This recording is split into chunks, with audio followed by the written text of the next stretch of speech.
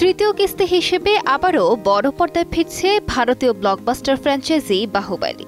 রাজামৌলি এবার Baahubali the beginning ও Baahubali 2 the conclusion দুটি চলচ্চিত্রকে একত্রিত করে আনছেন নতুন মোড়কে। ব্লকবাস্টার সিরিজের 10 বছর পূর্তি উদযাপনেই নেওয়া হয়েছে এমন সিদ্ধান্ত।